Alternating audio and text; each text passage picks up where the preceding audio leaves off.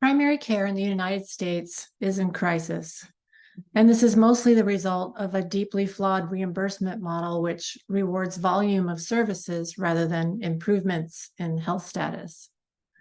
Many efforts are underway to transition the primary care reimbursement model away from fee-for-service to one which rewards better health outcomes and lower total costs of care. Now, primary care is uniquely poised to create success in these new payment models, but the transition doesn't happen wholesale or overnight, and there is turbulence involved. Community-based private practices struggle to make that leap off the fee-for-service hamster wheel and need help with infrastructure, economies of scale, and a playbook to help them adopt new workflows. How can we help these practices gain access to more earning potential tied to doing more of the right work and less of the wrong work so they can experience success in a value-based world? Hello, and welcome to The Pulse, the Elation Health on-demand interview miniseries discussing hot topics across primary care, health tech, and the healthcare landscape. I am your host, Dr. Sarah Pasteur, family physician and Senior Director of Primary Care Advancement at Elation Health. The topic of today's interview is value-based care. How do enterprise networks enable value-based care success? Today's guest is a very special Elation expert who translates complex value-based contract requirements into easy-to-execute point-of-care workflow solutions. She deeply understands the nuances, diversity, challenges, and opportunities associated with modern alternative payment models for primary care. And we are very fortunate to have her at Elation. So without further delay, I'm very excited to introduce you to my friend and colleague, Kristen Caldarella, Practice Innovation Manager at Elation Health. Welcome to The Pulse, Kristen. Thank you for such a nice introduction. I'm excited to be here today and talk about how our network enterprises help support independent primary care and providers of value-based care contracts. Fantastic. All right, so let's just jump right into our very first question. Can you tell us what is an enterprise network? Yes, absolutely. Great place to start. So a network, enterprise network is a group like a physician organization or an IPA, or a larger group like an Aledade or Agilon that helps primary care providers stay independent while also practicing in value-based care contracts. We know that value-based care contracts have to participate in them, they might have a lot of administrative overhead, or independent PCPs panels may be too small to participate in full risk contracts or partial risk contracts. So these enterprise networks help independent primary care providers still participate in the contracts and get all the great value out of them to increase patient experience, increase patient access, increase patient quality. And these enterprise networks also provide additional resources to independent PCPs in order to help them be successful in the contracts and receive the benefits out of them that they can receive, and helping them get credit for the work that they're already doing. Interesting. So there's kind of a strength in numbers, right? Yep. And if I'm hearing correctly, and so it sort of builds a collaborative of independent PCPs, and value-based care, unlike traditional fee-for-service care, brings kind of some new work along with it. And that new work requires sometimes a different skill set. We know that the fee-for-service work doesn't go away, so we're adding new work on top of an already kind of stressed practice. And so these organizations have centralized functions to help relieve some of that new work and provide enablement to help these practices get what they need. Am I hearing that right? Yes, that's exactly right. We know from learnings over the last, 10 years that to participate and to be successful in a value-based contract, it takes several years. And that is because of all the reasons that you just outlined. Moving into a value-based contract doesn't remove all the fee-for-service work that a provider is already doing. It initially adds additional work. And so these enterprise networks give additional resources so that we're setting PCPs up to be successful in these projects and not increasing the administrative burden that PCPs are already feeling, heavily feeling in the fee-for-service world. Yeah, but so having worked in a fee-for-service environment, that idea of having more or new work to do can sound kind of daunting and scary and like, why would I do that? But why would I do that?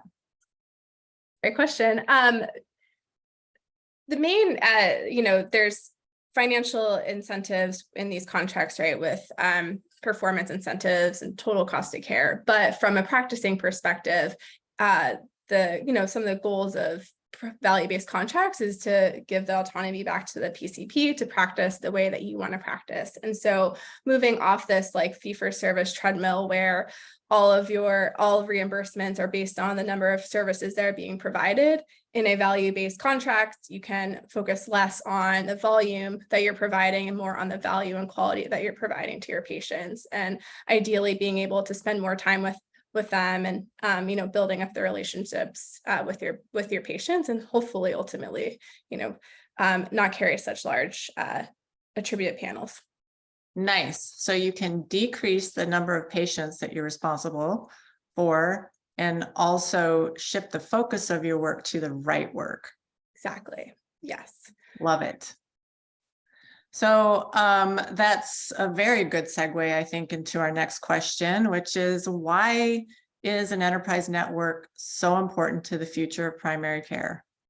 Sure. I think the big one that really immediately comes to mind is that it's helping independent primary care providers stay independent and practicing in their own practices. And so I think that's really the number one goal of these enterprise networks is, keeping independent PCPs independent. And, at Elation, we really support that mission. And as part of our mission. The second one is kind of what we just mentioned before, is providing autonomy back to the providers and as well as supporting providers as they're moving across the value-based continuum into these full risk contracts. So if we're trying to get to this 2030 goal that CMS set up of moving PCPs and moving all patients that PCPs are seeing into value-based contracts off of fee-for-service or into an ACO, we need to support our IPCPs so that they have the resources available to them in order to hit that CMS goal in 7 years that we have. And so the network enterprises, the ultimate goal is to keep it independent PCPs independent. Is an enterprise network considered an ACO? Enterprise networks can contract in ACOs, but they also can help support providers in Medicare Advantage contracts. An enterprise network does not necessarily need to be an ACO. And you keep mentioning this concept of independent primary care. Compared to what, and why is that important? Compared to being employed by, either by a health system, allowing providers to practice on their own and not, in employed contracts or employed contracts with large health systems. Yeah. So, what we see with hospitals and health systems is that they really make their money by keeping hospital beds full and subspecialists busy, especially those that are, doing expensive procedures. That's where their primary revenue generators are. And primary care's job is to prevent the need for all of that stuff. So when you're working in a system like that as a primary care physician, you're in direct conflict to the priorities of the parent system, and you get caught in this undertow of what that agenda is. And I've seen it over and over again and experienced it myself, where everything down to the very nuances of how we schedule patients and how we the staffing models and the workflows, it's maybe not a conscious decision on the part of the parent system, but everything is designed to get the results that it's getting. And the results that we want to get is keeping hospital beds full and keeping some specialists busy. And so it just wrings out primary care and turns it into this hamster wheel where we are just completely overwhelmed. So divorcing primary care from that system seems like a much healthier way for primary care to practice, where primary care can be in the driver's seat, calling the shots with their patient, and not subservient to a system that has a completely different set of goals. Yeah, awesome. Absolutely. And yeah, we know that in these employed providers, PCPs practicing in employed contracts or with these health systems, they're still heavily focused on RVUs and fee for service. And so the focus on volume is still really there in the driver. Really hard to deliver value, no matter how hard you try in a model like that. Good. So what is Elation doing to support a practice's success in enterprise networks? Yeah, so Elation we have partnerships with several enterprise networks, and where we provide and help our independent PCPs succeed in the value-based contracts they're participating in through their enterprise network. So a few examples are in different Medicare Advantage contracts or ACO contracts, like last year's DCE, this year's ACO REACH, and then, I'm sure in the future, starting next summer, Making Care Primary. So we support providers in a number of areas in their success in these value-based contracts, one of which is in visit note templating. So we have visit note templates to help ensure that providers are capturing the information that they need to capture during the visit in order to get credit for the work they're providing. So we know a lot of these providers are already providing great care for their patients, but in value-based contracts, there are requirements on, either coding or certain items that need to be documented during the visit. And so these visit note templates help make sure that they're getting credit for the work they're already doing. So it's really the tech enablement piece. Yeah.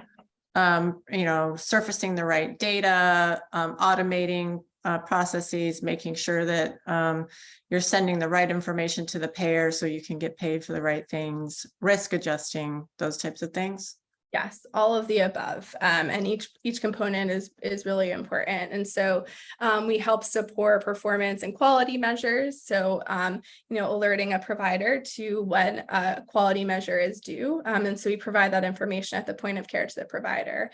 So the patient comes in and we can say, this patient is due for these certain screenings, as a prompt to the provider to perform them at that time of the visit. And then on the other end of that, we also support audit coding in order to ensure that they're getting credit for performing that screening or ordering that screening, so that they're getting that incentive from their enterprise network or also directly from Medicare.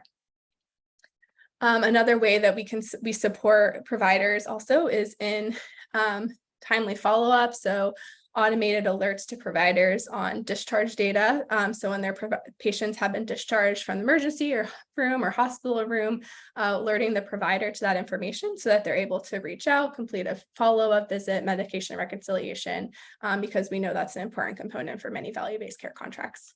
Hugely impactful for patients too. I mean, just the quality of life impact of not having to be rehospitalized when you just got out of the hospital. First of all, there's the whole out-of-pocket cost, but it's just torture to be in the hospital. Nobody wants to be there. So, that then builds trust and, helps patients be more supported at a very vulnerable time. Yeah, the human aspect, right? I've just been discharged, and I know my primary care provider is checking in with me and building a relationship with me, and making sure that I'm doing okay. And I think that really emphasizes the point you might on earning trust between the PCP and the patient. 100%. So is there evidence that tech enablement and the work that Elation is doing to create that success in enterprise networks actually creates value-based success? I mean, are our practices winning? Yes, they are. We have data on a partnership that we've had in place for several years with a network enterprise group, where Elation providers demonstrated success and outperformed the market by utilizing the tools that we made available to them through Elation. So all the things that we had just mentioned. And so we see Elation providers outperforming the market in completion of annual wellness visits. So Elation providers completed 27% higher annual wellness visits than as compared to the market. And also, one thing that we haven't really talked too much about during this conversation is the risk adjustment piece. We know that risk adjustment is important to a lot of value-based contracts to make sure that providers are getting accurate payments to take care of their patients or to their patient's acuity. And so our Elation providers outperform the market by completing 9% higher chronic condition reassessments year over year, which we know estimated in about $500,000 worth of additional revenue to this network enterprise group. Wow, that's real money. Real money. Yep. Real money and real patient outcomes. Yep. Fantastic. So what advice would you give to practices, independent practices that are not currently in value-based contracts or an enterprise network, on how to approach or join one of those networks? Yeah, so enterprise networks are very regional. So we recommend looking for networks that may be available in your region, and you should evaluate them on what they provide to you. So what payment contracts are they participating in? What resources will be available to you by participating with them? And what are the payment or incentive contracts that the PCP would have with the network enterprise? So, multiple components and making sure that you're finding the right fit network enterprise for your outcome and for your patients and for your practice. Elation also has the ability to connect you with some resources. So if you're an Elation provider, we recommend reaching out to your customer success manager for more information based on the region that you are in. We may be able to help connect you as well. Nice. I imagine you'd also want to ask them, like, what are your results looking like? Like, are you driving up income? Are you getting better outcomes? I say outcomes, but whatever they're using as a measure of outcomes. Like, are you having success with your program in helping those independent PCPs thrive in those contracts? Yes, absolutely. And if you have the ability to, also connecting with a provider who's already participating and getting their feedback on how fun for them as well. Getting a testimonial, absolutely. Yes. Wonderful. Well, if you have questions or feedback about this content, or you have ideas for a future episode, please don't hesitate to contact us at marketing@elationhealth.com. Thank you so much, Kristen, for sharing your expertise with us. It was truly a pleasure to have you on the show. And I thank all of you who tuned into our discussion. We're glad you're here. To learn more about Elation Health, please visit elationhealth.com. To access our webinars and Pulse episodes, visit elationhealth.com/resources/webinars. All other inquiries go to marketing@elationhealth.com. We'll be back next time. Thank you. Thanks.